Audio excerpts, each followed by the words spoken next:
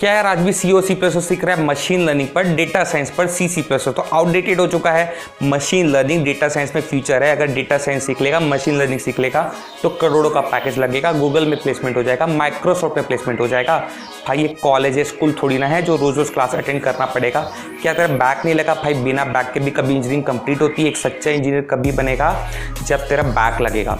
दोस्तों जब आप कॉलेज ज्वाइन करेंगे तो ऐसे कई सारे दोस्त और ऐसे कई सारे सीनियर मिलेंगे जो आपको ये बोलेंगे कि सी सी प्लस प्लस आज के डेट में सीखना यूजलेस है, क्योंकि कंपनियों में आजकल सी सी प्लस प्लस पे काम नहीं होता है। कंपनियां आजकल वेब डेवलपमेंट, ऐप डेवलपमेंट में काम करती है, मशीन लर्निंग पे काम करती है, आर्टिफिशियल इंटेलिजेंस पे काम करती है। ऐसे में सी और सी प्लस प्लस सीखने से आपको कोई भी फायदा नहीं होने वाला है। वहीं पे दोस्त कई ऐसे दोस्त मिलेंगे जो आपको ये बोलेंगे क्योंकि ये कॉलेज है तो यहाँ पे रोज रोज क्लास अटेंड करना जरूरी नहीं है, यहाँ पे अटेंडेंस की कोई वैल्यू नहीं होती है। वहीं पे कई ऐसे दोस्त होंगे जो बोलेंगे कि अगर इंजीनियरिंग कर रहे हैं तो बैक लगना जरूरी है, बिना बैक के भी कभी इंजीनियरिंग थोड़ी कंप्लीट होती है। दोस्तों आज की इस वीडियो में हम इन सारी चीज़ों के बारे में बात करने वाले हैं और साथ में ये भी देखने वाले हैं कि फर्स्ट ईयर में आपको ऐसा क्या करना है, यानी फर्स्ट और सेकंड सेमेस्टर में आपको ऐसा क्या करना है कि आगे चल के आपको आसानी से इंटर्नशिप मिल पाए और आपका प्लेसमेंट किसी अच्छे कंपनी में अच्छे पैकेज पे हो पाए। तो दोस्तों अगर आप फर्स्ट ईयर में हैं या फिर आप इंजीनियरिंग कर रहे हैं तो ये वीडियो आपके लिए काफ़ी इंपॉर्टेंट होने वाली है। इस वीडियो में जरूर लास्ट तक बने रहिएगा। लेकिन इसके पहले दोस्तों अगर आपने हमारे चैनल को सब्सक्राइब नहीं किया है तो प्लीज़ आप इसे सब्सक्राइब कर दीजिए, इस वीडियो को लाइक कर दीजिए। दोस्तों आज की इस वीडियो में हम जो डिस्कशन करने वाले हैं वो BCA, MCA, इंजीनियरिंग, सीडेक और ऐसे स्टूडेंट के लिए काफ़ी ज़्यादा इंपॉर्टेंट है जो आगे चल के आईटी इंडस्ट्री को ज्वाइन करना चाहते हैं। आज की इस वीडियो में हम जो पैरामीटर टच करेंगे दोस्तों वो है अटेंडेंस, मार्क्स और स्किल, यानी आपको फर्स्ट ईयर में ऐसी क्या क्या चीज़ें सीख लेनी है जिसका एडवांटेज आपको आगे के सालों पे हो। सबसे पहले हम बात करेंगे दोस्तों अटेंडेंस के बारे में। दोस्तों अटेंडेंस को लेके ज़्यादातर स्टूडेंट के माइंड पे एक जो मिथ रहता है, क्योंकि कॉलेज ज्वाइन करने के पहले कई सारे लोगों ने कई सारी मूवीज़ देखी होती है और उस मूवीज़ में जिस तरीके से कॉलेज को रिप्रेजेंट किया जाता है, बेसिकली कॉलेज के बारे में ये दिखाया जाता है कि अगर आप कॉलेज ज्वाइन करते हैं तो आपको डेली क्लास अटेंड करना ज़रूरी नहीं है, आप कॉलेज में जाके कहीं पे भी इधर उधर घूम सकते हैं, मास बंक कर सकते हैं। लेकिन रियल टाइम में जो कॉलेज होता है दोस्तों वो काफ़ी ज़्यादा डिफरेंट होता है और कई सारे कॉलेजेस तो दोस्तों स्कूल से भी ज़्यादा स्ट्रिक्ट होते हैं और कॉलेज में अटेंडेंस का सबसे ज़्यादा इंपॉर्टेंस होता है। अगर आपने कॉलेज में अटेंडेंस को प्रॉपर तरीके से मैनेज नहीं किया तो आपको इसका लॉन्ग टर्म तक नुकसान हो सकता है। सबसे पहला जो इसका नुकसान हो सकता है दोस्तों कि अगर आपने अपना अटेंडेंस सही नहीं रखा तो फिर इस केस में आपको एग्जामिनेशन फॉर्म ही नहीं मिलेगा।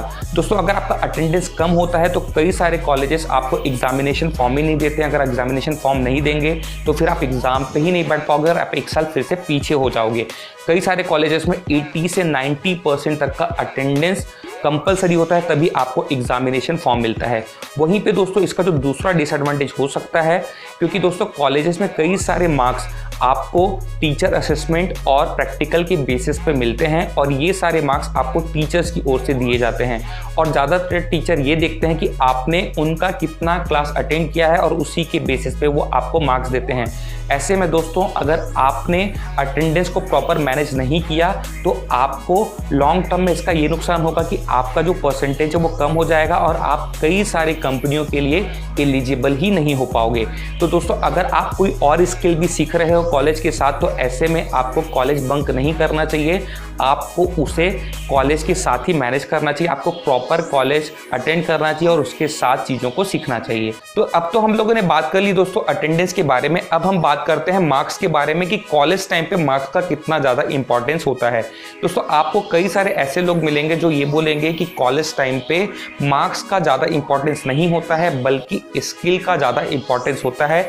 अगर आपका मार्क्स ज़्यादा है तो आपको उल्टा डिसएडवांटेज होगा। जैसे अगर आपका 90% है, 97% है तो कंपनी आपको रट्टू समझेगी और आपका प्लेसमेंट नहीं करेगी। वहीं पे अगर आपका थोड़ा कम परसेंटेज है तो आपका प्लेसमेंट हो जाएगा। लेकिन ये बात दोस्तों पूरी तरीके से सही नहीं है। जितना आपका स्किल इंपॉर्टेंट है उतना ही आपका परसेंटेज भी इंपॉर्टेंट है, क्योंकि दोस्तों कई बार जब कैंपस प्लेसमेंट के लिए कंपनियां कॉलेज में आती है तो उनका एक क्राइटेरिया होता है। ज़्यादातर कंपनियां ये चाहती है कि जो भी उनके प्लेसमेंट राउंड पे बैठे उनका ग्रेजुएशन में 70% 80% तक होना चाहिए। कई सारी कंपनियां 80% की मांग करती हैं, कई सारी कंपनियां 70% की मांग करती है।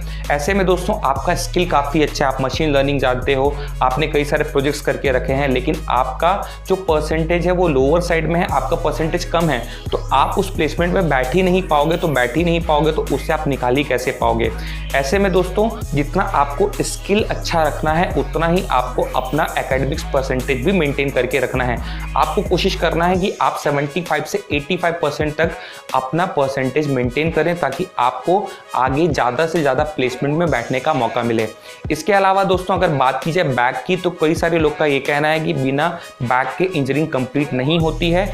लेकिन दोस्तों याद रखिए, जब प्लेसमेंट के लिए कोई कंपनी आती है उस समय आपका करंट बैकलॉग बिल्कुल जीरो होना चाहिए। अगर आपका सपोज कोई भी बैक है तो उस समय आप उस कंपनी में बैठ नहीं पाओगे, उस कंपनी में प्लेसमेंट के लिए एलिजिबल ही नहीं हो पाओगे। तो आपको कोशिश ये करना है दोस्तों कि आपका या तो बैक ना लगे, या फिर अगर आपका बैक लगे तो आप उसे जल्दी से जल्दी क्लियर कर पाएँ, ताकि जिस समय आपके कॉलेज में प्लेसमेंट के लिए कंपनी आए तब तक आपका बैक पूरा क्लियर हो जाना चाहिए और आप ज़्यादा से ज़्यादा कंपनियों में प्लेसमेंट के लिए बैठ पाओ। इसके अलावा दोस्तों कई बार होता क्या है कि जब इंटर्नशिप हायरिंग के लिए कुछ कंपनियां कॉलेज में आती है, वो कुछ राउंड्स रखती है। उस राउंड को सपोज 15 लोगों ने क्लियर कर लिया, लेकिन वो कंपनियां 5 लोगों को इंटर्नशिप के लिए लेके जाने वाली है। तो अगर सपोज 15 लोगों ने उनके राउंड्स को क्लियर कर लिया है तो उस समय कंपनी क्या करती है, जिसका भी टॉप 5 हायर परसेंटेज है उसको उठाती है और उसको सिर्फ इंटर्नशिप के लिए ले जाती है। तो परसेंटेज दोस्तों कभी ना कभी आपको आगे चल के एडवांटेज ही देगा। तो आपको प्रॉपर परसेंटेज फर्स्ट सेमेस्टर से ही मेंटेन करना है, तभी आपको इसका आगे एडवांटेज होगा। तो अब तो हम लोगों ने बात कर ली दोस्तों मार्क्स और अटेंडेंस की, कि मार्क्स और अटेंडेंस कितना ज़्यादा इंपॉर्टेंस रखता है। अब हम बात करते हैं स्किल की, क्योंकि दोस्तों स्किल भी बहुत ही ज़्यादा इंपॉर्टेंस रखता है। तो दोस्तों हम पहले बात करते हैं कि फर्स्ट ईयर में ऐसी क्या चीज़ें आपको सीख लेनी है जिसकी वजह से आपको आगे के ईयर्स में उसका एडवांटेज हो। दोस्तों आजकल आपने सुना होगा कि मशीन लर्निंग और डेटा साइंस काफ़ी ज़्यादा बूम पे है। हर जगह मशीन लर्निंग और डेटा साइंस के बारे में, आर्टिफिशियल इंटेलिजेंस के बारे में बात होती है। लेकिन ऐसा फ्रेशर दोस्तों, बेसिक रिक्वायरमेंट ये है कि अगर आप किसी कंपनी में अप्लाई कर रहे हैं तो ऐसा फ्रेशर आपको C++ मतलब object oriented programming, core Java, SQL और कम्पिटिटिव प्रोग्रामिंग का नॉलेज होना चाहिए। इसके अलावा एप्टीट्यूड का आपको नॉलेज होना चाहिए। तो ये चीज़ें आपके लिए ज़्यादा इंपॉर्टेंट है, मशीन लर्निंग से भी ज़्यादा इंपॉर्टेंट है। तो ये चीज़ें आपको पहले क्लियर करनी है। अगर आप फर्स्ट सेमेस्टर में हैं दोस्तों और इसके पहले अगर आपको प्रोग्रामिंग का नॉलेज नहीं है, या फिर आपने 11-12 में थोड़ा बहुत प्रोग्रामिंग किया है, तो आपको सबसे पहले फर्स्ट सेमेस्टर में C से स्टार्ट करना चाहिए और C लैंग्वेज को अच्छे से करना चाहिए। अब कई सारे लोग ये भी बोलेंगे दोस्तों कि कई सारे इंडस्ट्री में तो आजकल C यूज़ नहीं होता है, लेकिन दोस्तों ऐसा फ्रेशर जब आप कैंपस प्लेसमेंट में बैठोगे तो आप वहाँ पे देखोगे कि वहाँ पे C के MCQ क्वेश्चन आपसे पूछे जाते हैं, C के थ्योरेटिकल क्वेश्चन पूछे जाते हैं, C के प्रोग्राम्स पूछे जाते हैं। तो ऐसे में ऐसा फ्रेशर आपको C आना बहुत ही ज़रूरी है। अब कई सारे लोग ये भी बोलेंगे दोस्तों कि क्या पाइथन को हम स्टार्टिंग लैंग्वेज की तरह पढ़ सकते हैं। तो दोस्तों मैं आपको ये रिकमेंड नहीं करूँगा कि पाइथन को आप ऐसा फर्स्ट लैंग्वेज पढ़िए, क्योंकि दोस्तों पाइथन में कई सारी चीज़ें क्या है हाइड हो जाती है, यानी उसमें है सारी चीज़ें, लेकिन होता क्या है कि पाइथन में आपको कई सारी चीज़ें लाइब्रेरी के फॉर्म पे मिल जाती है। कई सारी चीज़ों के लिए आपको छोटे छोटे कोर्स लिखने पड़ते हैं, जिसकी वजह से आप उतना ज़्यादा बेस नहीं सीख पाओगे, आपका बेस उतना ज़्यादा क्लियर नहीं हो पाएगा। तो ऐसे में दोस्तों आपको कोशिश करना है कि आप C लैंग्वेज से स्टार्ट करिए, क्योंकि C का जो सिंटेक्स है दोस्तों वो C++ भी यूज़ होता है, वहाँ पे जावा में भी यूज़ होता है, जावा स्क्रिप्ट में भी यूज़ होता है जो काफ़ी आजकल बूम पे है। तो आपको पहला लैंग्वेज C से ही स्टार्ट करना चाहिए। और अगर आपको फर्स्ट सेमेस्टर पे टाइम मिले तो फर्स्ट सेमेस्टर में आपको C और C++ ये दोनों ही लैंग्वेज कंप्लीट करना चाहिए, क्योंकि दोस्तों हो सकता है कि आप पहले सेमेस्टर में दोनों ही चीज़ों को क्लियर ना कर पाए, यानी हो सकता है आपके पास इतना टाइम ना हो कि आप दोनों लैंग्वेज को फर्स्ट सेमेस्टर में पढ़ पाए। तो आप कोशिश करिए कि फर्स्ट सेमेस्टर में कम से कम आप C लैंग्वेज पढ़िए और सेकंड सेमेस्टर में C++ पढ़िए। लेकिन अगर आपके पास टाइम है तो फर्स्ट सेमेस्टर में C और C++ दोनों कंप्लीट करिए। क्योंकि होता क्या है दोस्तों कि जब हम कॉलेज ज्वाइन करते हैं, हमारा पहला एक्सपीरियंस होता है कॉलेज का, और फर्स्ट सेमेस्टर में हमको सिर्फ ये जानने में, कॉलेज के बारे में जानने में ही टाइम निकल जाता है, क्योंकि कॉलेज में आपको उतना प्रॉपर टाइम नहीं मिलता है, क्योंकि फर्स्ट सेमेस्टर में आपको पूरा क्लास अटेंड करना है, असाइनमेंट्स कई सारे मिलते हैं, बीच बीच में क्लास टेस्ट होता रहता है, तो इसके बाद बहुत कम समय होता है जिसमें आप अपने एक्स्ट्रा स्किल यानी जैसे प्रोग्रामिंग स्किल को इम्प्रूव कर सकते हैं।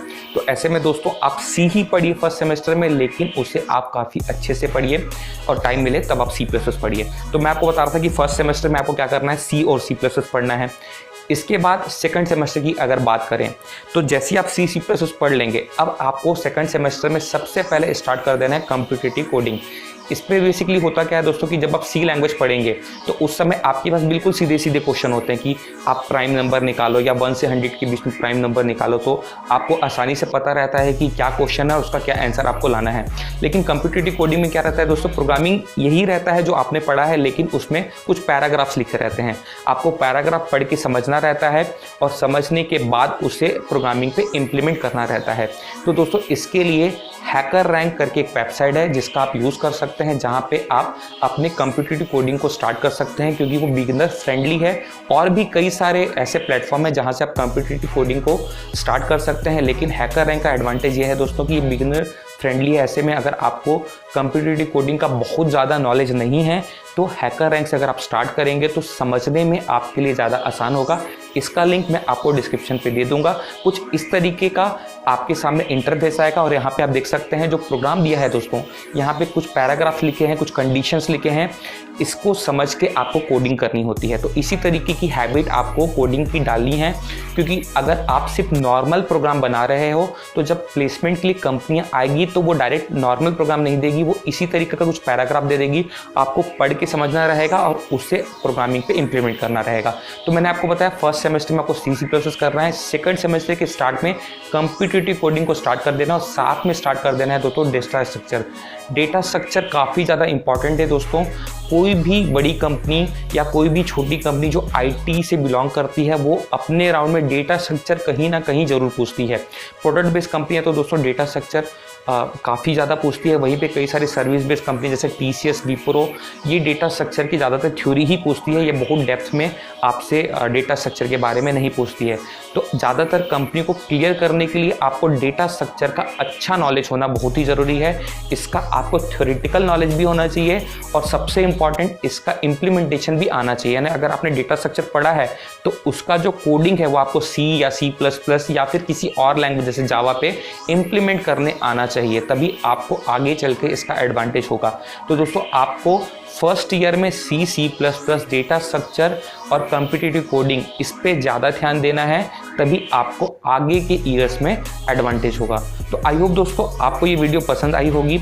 अगर आपको ये वीडियो पसंद आई तो आप इस वीडियो को लाइक ज़रूर करिए, साथ ही में इसे ज़्यादा से ज़्यादा फर्स्ट ईयर के स्टूडेंट तक ज़रूर शेयर करिए। और अगर आप ये चाहते हैं कि मैं सेकंड ईयर का रोड मैप बनाऊँ तो उसके लिए मुझे प्लीज़ कमेंट सेक्शन पर बताना मत भूलिएगा कि मैं सेकंड ईयर का रोड मैप के ऊपर एक वीडियो बनाऊँ। Thank you.